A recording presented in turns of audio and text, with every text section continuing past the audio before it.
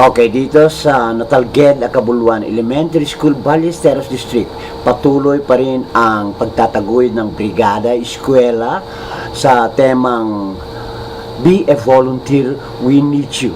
At dito makikita natin yung mga kabataan kasama ang kanilang mga magulang na naglilinis, nag-aayos ng anumang dapat ayusin dito pa rin sa bahagi ng paaralan upang ito ay magiging handang-handa na come opening ng classes. Okay? And this is the 22nd day of the month of May 2014, pang-apat na araw na po ng Brigada Eskwela dito pa rin sa Natalged, Akabuluan Elementary School. Ayan, pagmasdan po ang sipag at tiyaga ng ating mga magulang, sinasamahan ng ating mga teachers sa kanilang paglilinis dito mismo sa may lansangan, harapan mismo ng paaralang Natalged, Akabuluan Elementary School.